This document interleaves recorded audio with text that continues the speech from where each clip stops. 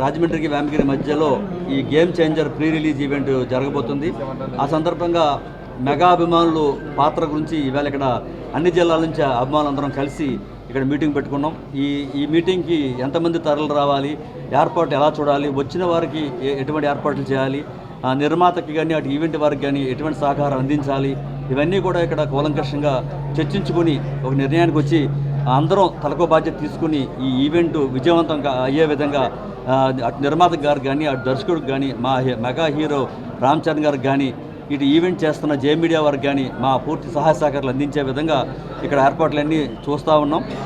ఇవన్నీ మాట్లాడుకుని అదేవిధంగా at the same time police శాఖ వారు ఏవైతే నియమ నిబంధనలు పెట్టారో అవన్నీ పాటించుకుంటూ వారు ఎలా చేసిన పాసుల వరకే మన ఆహ్వానాలు పంపించి వారికే ఇచ్చే విధంగా, ముఖ్యంగా డిప్యూటీ సీఎం శ్రీ పవన్ కళ్యాణ్ గారు ముఖ్య అతిథిగా విచ్చేస్తున్నారు కాబట్టి రామ్ చరణ్ గారు ఇద్దరు ఇంకా కుటుంబ సభ్యులు ఈ చిత్ర యూనిట్లో ఉన్న శంకర్ గారు కానీ చాలామంది పెద్ద పెద్దవారు, తమ్మన్ గారు మ్యూజిక్ డైరెక్టరు, ఇంకా ఇతర హీరోలు కూడా రాబోతున్నారు. అందరికీ అన్ని విధాలుగా ఎటువంటి ఇబ్బందులు లేకుండా ఈవెంట్ విజయవంతం అయ్యే విధంగా అభిమానుల తరపు నుంచి మేము చేయాల్సిన పనులన్నీ దాని గురించి మాట్లాడుకోవడం కోసం ఈరోజు ఇక్కడ మెగా అభిమానుల ఆత్మీయ కలయిక ఏర్పాటు చేసుకోవడం జరిగింది.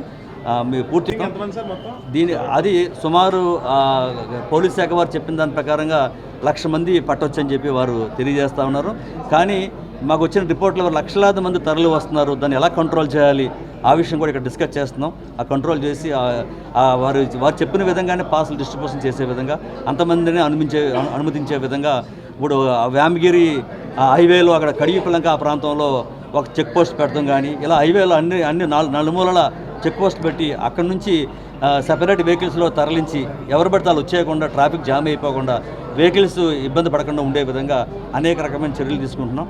ఈ విధంగా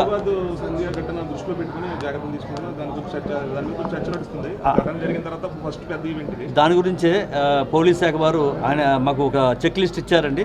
వారు ఇచ్చిన నిబంధనల ప్రకారంగానే అన్ని పాటిస్తూ ఉన్నాం.